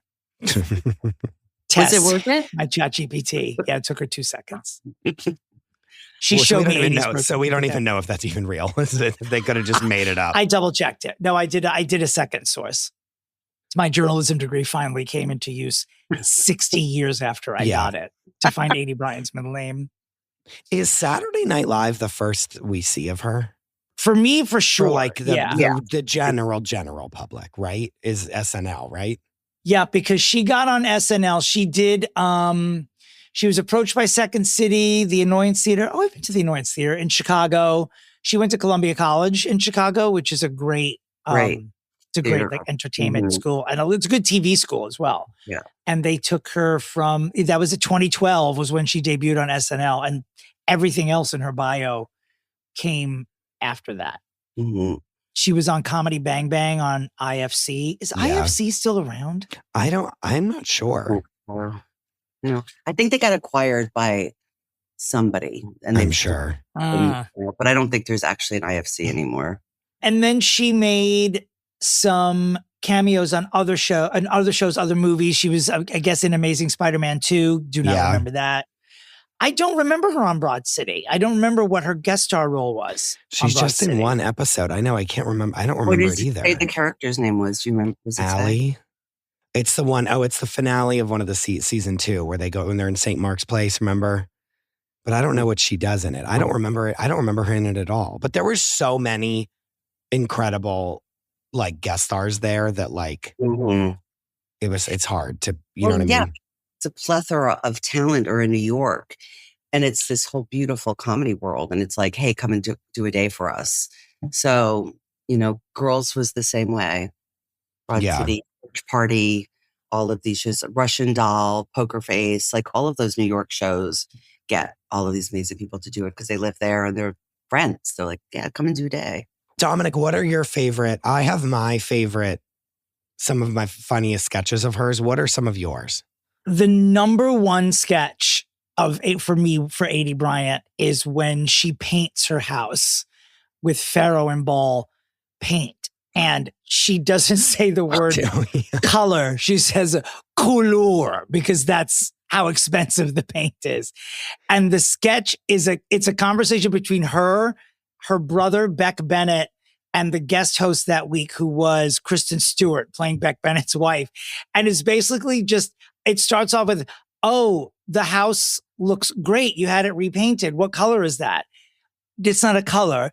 It's a couleur. And then the conversation just devolves into how expensive the paint is. And then her revealing that she spent the family inheritance to paint the house. And they have like a full on argument where she then, I can't explain it, but it's about her painting the house. It's so funny. And Faro and Ball, which is the paint they reference in this SNL sketch, is a real, it is a luxury paint brand. And I can't believe that they allowed it. They're not mocking it, but they're describing it as almost way too expensive for what it looks like. And then because she's insulted because they're making fun of the house paint, she then reveals secrets about Beck Bennett's marriage. It's hilarious. And my second favorite sketch was with her and guest host Anya Taylor-Joy, and they own a bra shop in the Bronx. And it's just people keep coming in and out, and they keep getting fitted by this woman who just looks at you and knows what your bra size is and sends you home with anything from training wheels to like literally a cast iron she demonstrates a bra. She goes, my bras are so big, I will eat soup out of them when I'm not wearing them. It's and she's talking like this the entire time. Yeah. Like it is, she's just this giant Italian woman with a giant New York accent owning a bra shop. Bras.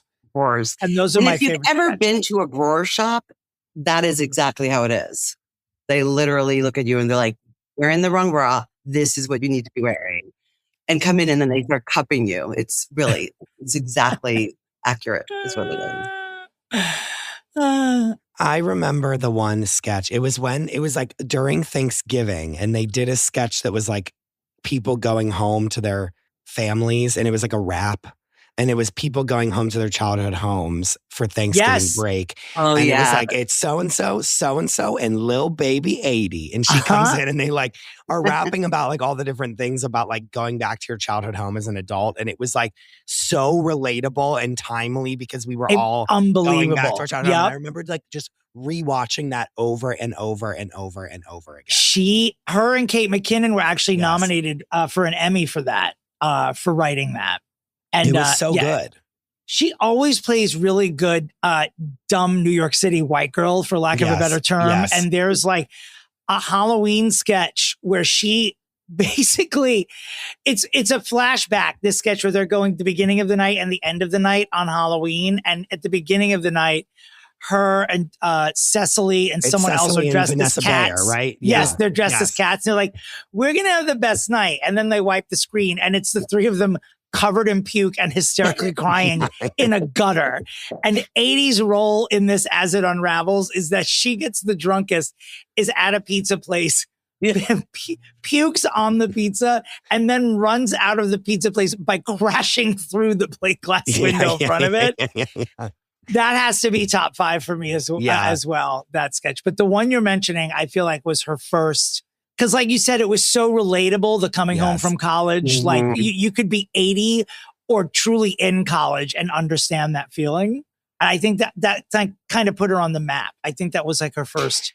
She was also really good at like physical comedy. Like, do you know what I mean? Which like a lot of them aren't, you know what I mean? On those shows, like she was a very physical comedian, a la, you know, like what's her name? Molly Shannon, you know what I mean? Like it brought back some of that. And when it was like Kate, Vanessa, Aidy, and like Cecily, those to me, that was like that's a golden era. And stuff like that's a golden era. SNL is so back, you know what I mean? And they were so strong and so good. They were such good parody actors. They really were like the Maya, Amy, Kristen Wiig of their time. Like that was that again. Like Kate, Aidy, and Vanessa. I feel like they did a good job of like those, like the Maya, the Kristen, and them like did a good passing of the torch to them. You know what I mean? Which I feel like recently it's not the same. You know what I mean? Which is sad. No, they're definitely in a shakeup now. Yeah. It always comes back, but they'll find their way, but it's not there yet. By the way, allow me to also bring your attention. I want to include in my top 5 or top 10 Aidy Bryant sketches, if I could include her opening monologue at the 2024 Independent Spirit Awards. I told Flea that you were going to bring this up. I told Flea you were going to, because it's one of her funniest jokes ever. Go ahead. It is, Google this because it is so funny. And she gets out there and she's so perfect. And she's like, I know that I'm supposed to be endearing and I'm nervous about hosting. And I know part of hosting is like, you have to like roast people in the audience. And I'm not really good with that, but we'll just try it. Hey, look who's here. Hey, Natalie Portman, you stupid bitch. I forgot it was Natalie Portman that she said it to. And then she goes over to Greta Lee and does the same thing. She's like, I can't remember. She's like, you even stupider bitch. And Greta Lee nods and goes, it's true. and she just like so relatably nervous, like not uncomfortably for like 2 seconds and then instantly nailed it. And I love when a comedian gets a moment in a show like that, when someone nails it at the top so solidly that you can just relax for the rest of the night and like ebb and flow. But like, if you succeed at in those first 3 minutes, you just eat out of the palm of someone's hand. It's just like, I love it. It's also like so funny. Like I love like again, it's like, I keep saying like parody actor, but it's like SNL, they're all parody actors because it's all, the whole thing is a parody. You know what I mean? And so it's like the like idea that she's like, oh, I'm going to do a parody version of an opening monologue, which is where I tell all these people that they're stupid bitches. Do you know what I mean? Like, it's very, it's like genius. Like, it's like multiverse meta. You know what I mean? Like there's not, it's difficult to explain, but she just, and anything that would be like any sort of comedy like that, because you want to keep the room. That's what's always difficult about hosting like an award show too, is like you need the room to laugh. So your humor has to be sophisticated enough for the elitist pieces of shit that are sitting in the seats. Fucking uptight fucks that are there. Yeah. But you also want people in Nebraska to laugh at the stuff. Yeah. And so she came out. I don't know how many Nebraskans are watching the Independent Spirit Awards. I'm sure that's a horrible thing to say. Save your torches, but you know what I mean. And she just nailed it right at the top. She like pleases everybody for the 11 people who actually watched it. No, but I remember you telling me about it and I went back and watched it. And I was like, this is one of the funniest like monologues I've ever said. I mean, of all time. She could host the Oscars. For real. She could host the Oscars. And what's funny, we went when SNL turned 50, which was in 2025. My Wolf Klitzer and our other bestie and I went to the Radio City concert and we saw dozens and dozens of celebrities there, like true like AA plus list. And we saw Aidy Bryant. All we wanted to do was walk up to her and call her a stupid bitch. And we truly, between the three of us, we couldn't, I'm telling you, we couldn't do it. She was talking to a friend we didn't, like a non-famous friend. And it was like 20 minutes after we were just milling in the lobby. And we were truly too starstruck. Like there are times when sometimes I didn't even wait at the stage door for Mariska because like if I actually love a celebrity, I really don't want to bother them. I want them to have a good time. I'm afraid they'll hate me. So we didn't approach her because we were actually starstruck because of Aidy Bryant. That's very flattering. I think she'd love to hear that. I can't pay a higher compliment than I was afraid to approach you. Yeah, honestly. Call you a stupid bitch because and call you a stupid bitch. I mean, I'm sure she would love it, right? I'm sure she would have. I would hope so, but you never know. You catch someone at the wrong time. I don't know what? And she's like, what? I don't even know you. Yeah. Yeah. I mean, I would go up to her. She'd then go on Insta the next day and say, even if you're a Holocaust survivor or a disabled person, I'm now doing the Sean Penn policy of selfies. Yeah. Truly. None.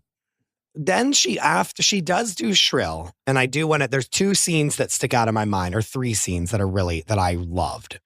One of which was, she's like really down on herself and maybe her boyfriend breaks up with her or something. I don't remember. Something bad happens and she's like very sad. And there's a scene where this woman who's also like a bigger woman who's in this red, I remember the scene like it was yesterday, this gorgeous to die for red outfit with blonde hair. And she's like gorgeous. And it's done. The scene is done so incredibly well because it's like, oh, she sees what she could be. Is this bigger, fat, but stunning model with this beautiful red outfit on and this gorgeous hair. And this woman is like turning heads everywhere she goes. And it's almost like Looney Tunes-esque or like, remember when like Pepe Le Pew was like smelling the scent and he's like being like, he's like floating on the scent. She's like that with this woman. And she basically like sees this woman crossing the street and like follows her down the street and like is in awe of her as then this woman like goes and I think like meets a friend for dinner or something. I don't remember how she follows her into the flower shop. Oh yes. Which is so lovely. And the other woman buys herself flowers. And then Aidy is like, you can just hear it in her brain. Like, oh, you can buy yourself flowers? Yes. Like you can like be nice to yourself. Yes. Exactly. And then she follows her. And I think later on when she comes back, she had flowers with her, Aidy. Like she had taken that and said, I can do this. I can also love myself and feel confident like that. It was actually one of the most beautiful scenes. I still remember it. And I watched that show, 5 years ago now. And it's still a scene of TV that sticks out to me because I thought it was so masterfully done. And What so, chills? yeah, for real. Like it was, poignant. It was really poignant for everybody. I feel like you Yes. didn't have to be a fat woman. And she didn't say any, there was no words. There was no lines where she was like, I could be like this, but you see all of it. And I thought it was just so well done. And then much like that, there was a scene where she's at a strip club and she asks one of the strippers about waxing her asshole. And the woman goes, imagine spilling chocolate pudding on a countertop and cleaning it up. And then imagine spilling chocolate pudding in the grass and then cleaning it up. And I remember that. Oh my God. That was so good. That was so brilliant that she goes there to do a food review. Incredible. Of the Chinese buffet. Yes. And she's eating throughout, talking to the girls from the Chinese buffet. And then she's like, this is really good food. Do you have a chef? And they're like, it's takeout from across the street. Yeah. It's so good. Yeah, John Cameron Mitchell's her boss. Like, there were a lot of like great people, like little other comedians in there as like her coworkers. And like, I remember we loved watching, like when it would come back, we were so excited to watch the show. I thought it was so good. And it was small. It was like doable and achievable and small, but still really good. And I remember the scene also too, I think it's the end of the first season where she like kind of like comes into her own power and she like throws a brick through that guy's windshield and runs. And I remember that being like such a good scene of like her like, you know, like taking ownership of her life. And that's her ex, SNL buddy, Beck Bennett. Oh, yeah. Yeah, he's the one who's trolling her. Yes, that's what it was. She's like telling him off. He's like, do you want to come in for a drink? He's just like, yeah, no. I mean, so good. Yeah. I love any show that sexualizes a genre of human being that you don't ever get to see be physical. It's like one of the many things I love about Hacks is that this is a 72-year-old woman who is getting laid regularly. Yeah. And we don't, we never, when she was fucking the Harry Styles dude, it was never like, oh, she's so old and it just was like, they're fucking, that's it. Yeah. And what Shrill did was like, it definitely presented an active social person engaging in physical relationships who we don't normally see in media doing that. And also was realistic. Like her climbing out that window at the beginning of season 1 is still one of the cringiest things I've ever seen on television before that was handled. It felt realistic, but it still felt like comedy and you felt terrible. So when I think of, there's a lot of really like memorable scenes from Shrill, but the humiliation of having to crawl out that window was like, I don't know. It was never pandery. You know, it was just like, yes, bigger people also have sex and it never made you, it was realistic without being pitying, I should say. Yeah. And it was good. It was just great. They cast her lovers and boyfriends really well. Oh, the best part is when she gets set up on the date with, oh my God, the best actor. He played serial killer, big guy. And she like looks at him and she's like, no, this is our friend put us together because we're both fat. And it's like awful to him and texts him by mistake saying I'm on the worst date of my life. 5 minutes in the bathroom. And then ends up later, further down the series, through the season, like kind of falling in love with him because she never gave him a chance. She did exactly what everyone did to her. Yeah. And she never looked at it that way. And it was just her knee jerk was like, I wouldn't be with a fat guy. Just, I'm not that kind of fat girl or something, Yeah. It was really what a good show. I really need to rewatch it now that yes, I'm I mean, I this just down. was typing it into my calendar, like on one of an upcoming travel jaunt. I'm going to definitely re-binge this. Yeah, I really enjoyed it. And also like Lolly and her relationship, her roommate. Yeah, I loved her roommate in it, I remember. And they gave her Lolly her own agency, which I loved also. She had her own story. And I loved their scenes where like they go to her Lolly's sister's wedding or his cousin's wedding and she brings her, like it's just like everyone knows they're best friends. I loved when they had the family stuff. And yeah, she's also moving away from Shrill. She's also I feel like the other big thing that she had was that show called Human Resources, which was a spinoff of Big Mouth on Netflix. She was like one of the main characters in that show. And it was an animated show. Yeah. And so she was the voiceover. But it's like star-studded. Like Rosie Perez is in it. Like it's, you know, a bunch of the people from Big Mouth, like a bunch of big people are in it. But other than that, I feel like I'm like, I want, like, obviously this is a thing of like, what's her next big thing that she's going to do? Because like, she really hasn't done that many, you know, I want her in something else really good. And it's sad, Well, you know? let's be honest. And this is the conversation about. And that's why we're here.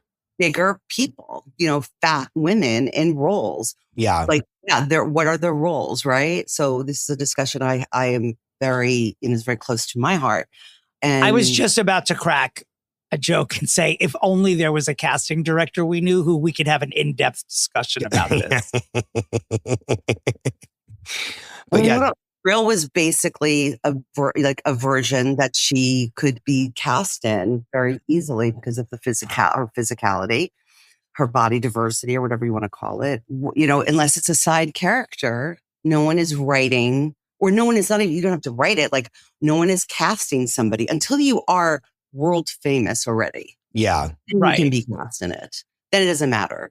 And many people who are bigger people say it is sort of like it's like the last remaining prejudice really in our country is bigger people.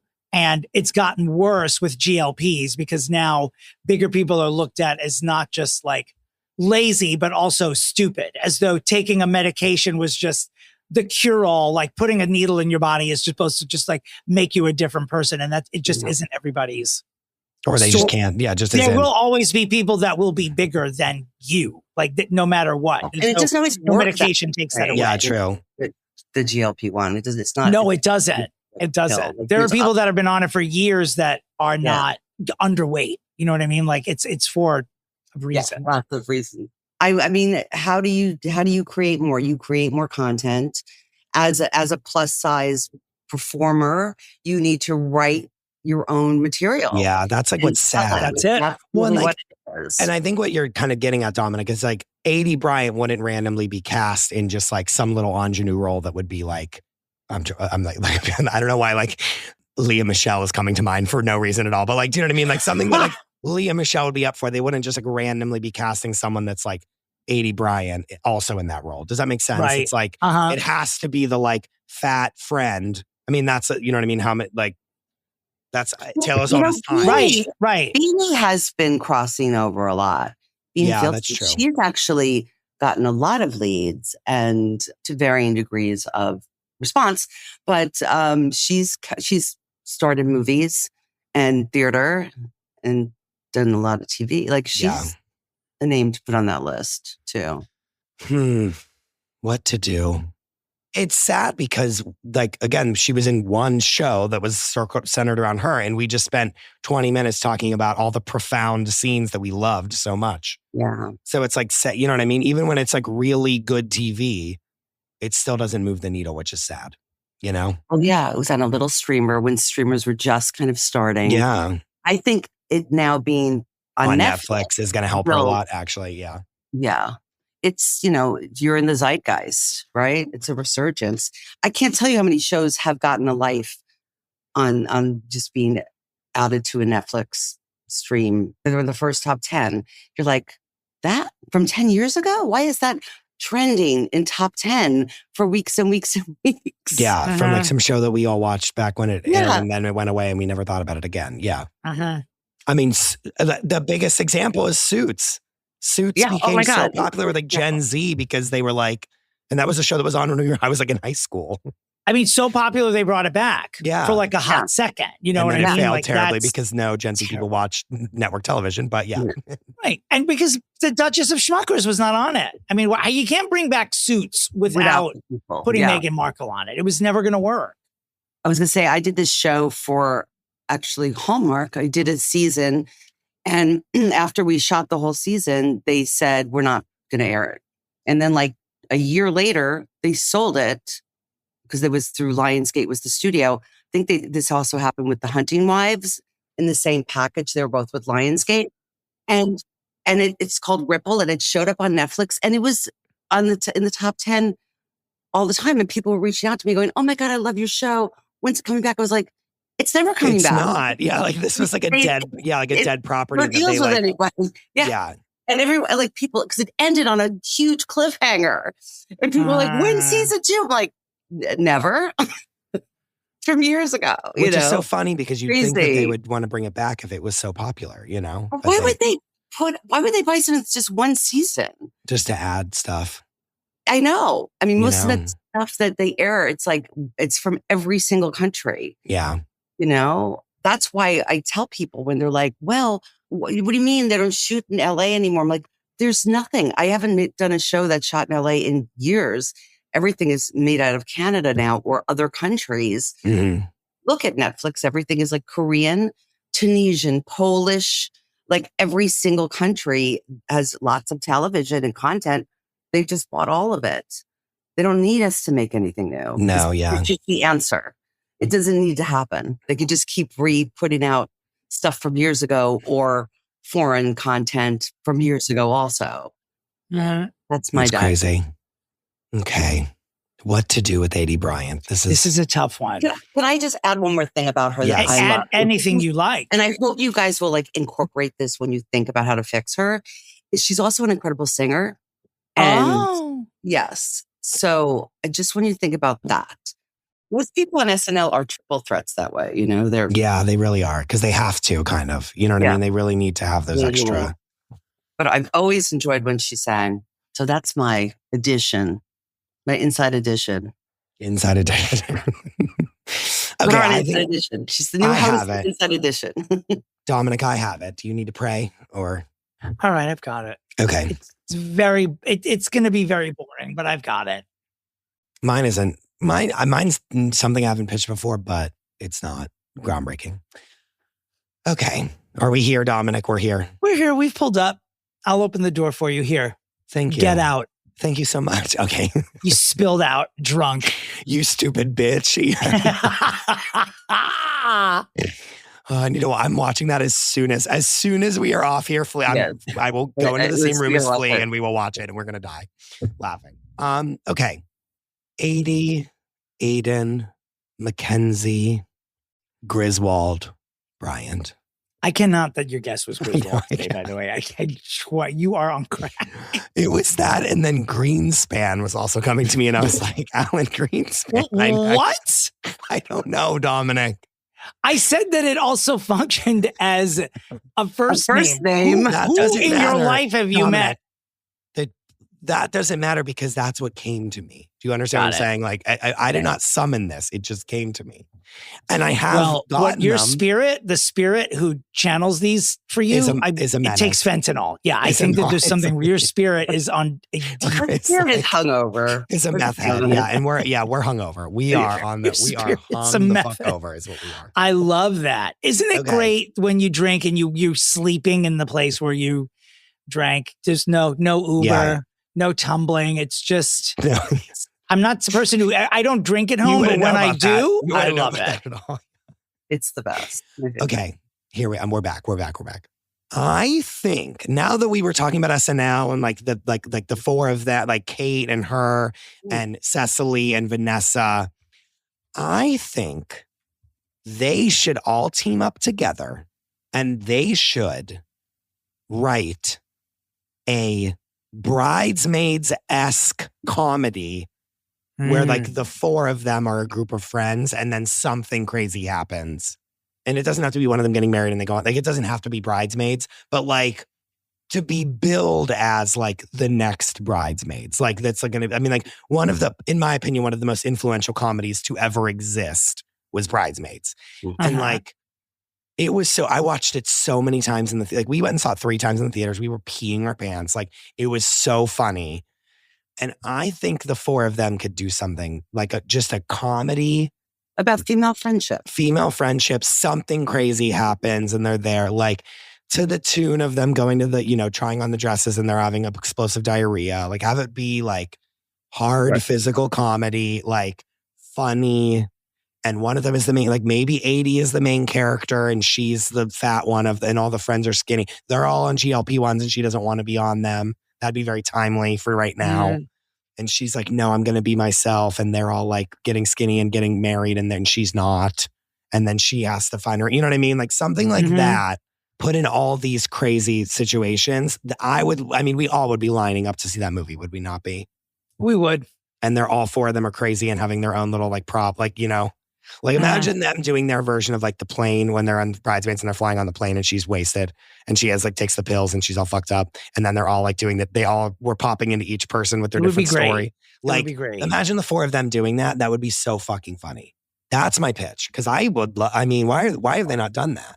Well, I feel like they tried, like Wine Country was a version of that. Yeah, but it wasn't that. It wasn't.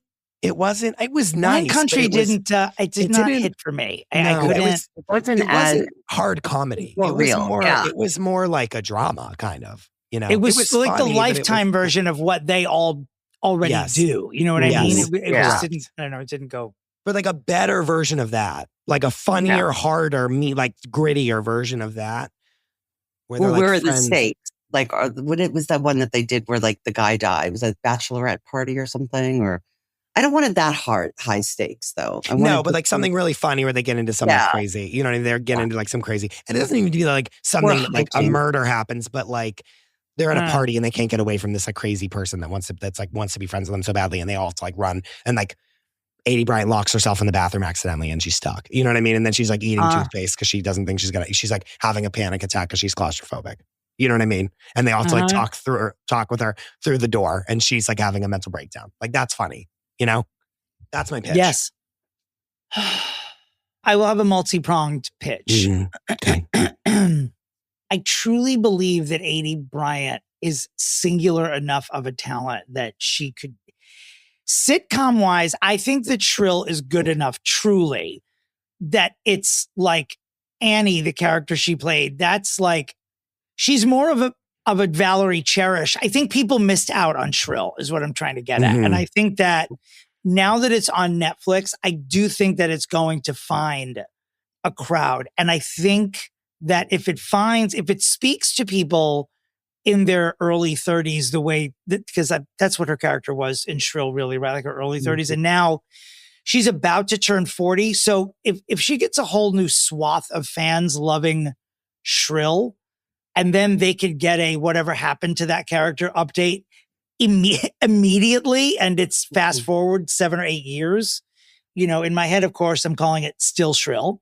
And I think that like watching where this character has ended up in her personal life and her career, like it got canceled just because of the reason anything gets canceled. Like COVID was ending. They were sort of redoing their priorities, blah, blah, blah. It just means that not enough people watched it.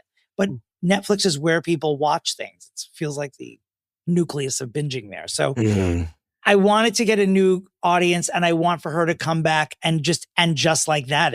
I want it to be the comeback part too. If we compare it to something lower rated than Sex and the City. Sure. I wanted to come back, and as I'm really thinking about it, I really do want her to host the Academy Awards in conjunction with this. I really do think that she could do it. She would look unlike anyone who's ever hosted the awards before, and it's perfect. I mean, there's like SNL pedigree already hosting the Academy Awards. She killed the Independent Spirits 2 years in a row, and I think she's ready. I think she's ready for the big leagues, baby. And there ain't no bigger league than the Academy Awards. I also could see her, this is not part of my pitch, but if Nikki Glaser, not Nikki Glaser, who hosts the roasts? Like who hosts like the Kevin Hart roasts and all of those? Like, is there an actual host? Because Aidy Bryant could do that. Yeah, she could do a great roast. Jane Gillis with the Kevin Hart one. I guess there's probably someone different hosting every time, maybe. But whoever hosts them, she could do that as well. Like that could be. And is that a better? You know what? I'm going to take off my Academy Awards. I think it's going to be selection hard for her for the Academy Awards. Usually, I think so too. We're famous. It should be someone who comes from movies or has a movie background. Since Still Shrill is going to be on Netflix and the roasts are on Netflix, then she should host the roasts on Netflix as Still Shrill comes out. That's my pitch.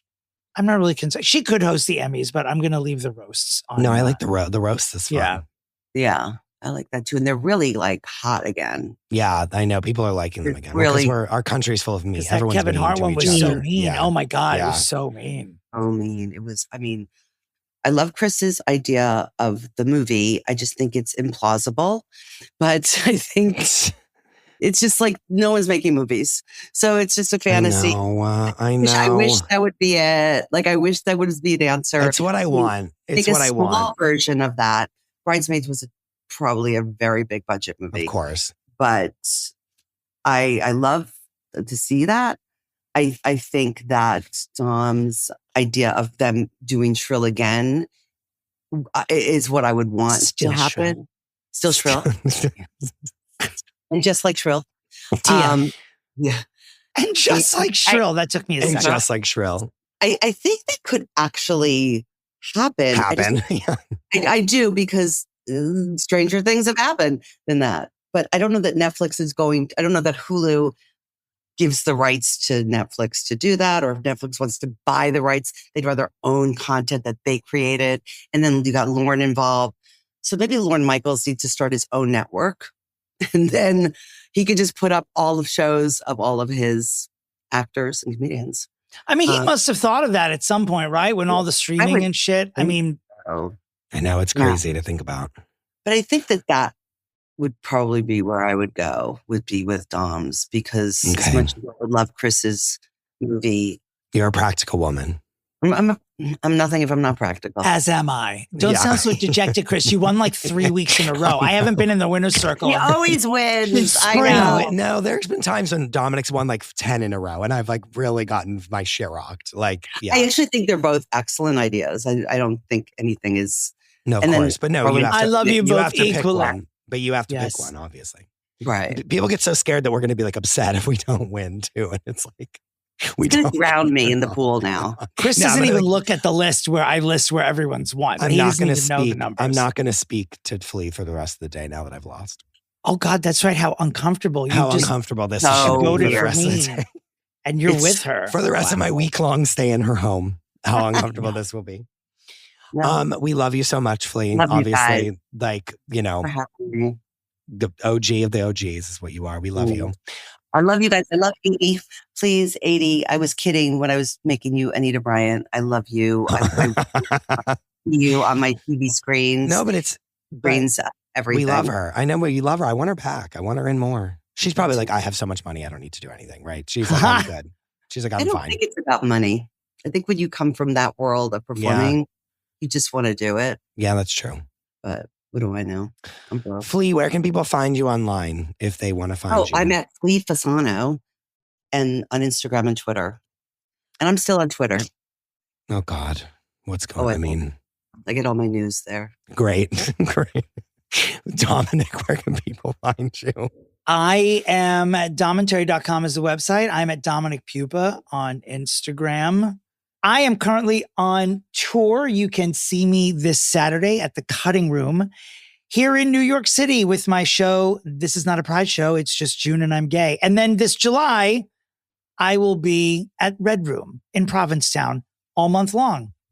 Come find the dates. I have to buy my tickets, Dominick. I have to go buy my tickets. I have not done that yet. Christopher, my word. Do you know anyone there? Maybe you could get a guest pass. Maybe I can. I'll speak with the performer. Okay, thank Christopher, where can the listeners of this podcast find you on the web? You can find me at the Chris DeRosa. You can find the show at Fixing Famous People, and you can find the Patreon at patreon.com/fixingfamouspeople. I wish you both well, and as always, where's Shelly? Goodbye. But before we say goodbye, don't forget, next week, a week from today, July 1st, that is when Fixing Everything Famous changes. People, honey, we give birth, we evolve, we procreate twice a week. So we'll see you on Wednesday with our supersized Wednesday all Pre-Fixe. And then we'll see you on Friday where we fix Helen Hunt with a deranged Jess Rothschild. A lunatic. And we're very excited. Flea's so we'll see you next week. Flea has her face in her hands. Flea, you have no idea what we experienced. You're not ready. Anyway. Okay, we love you all. Goodbye. Mwah. Or Shelly.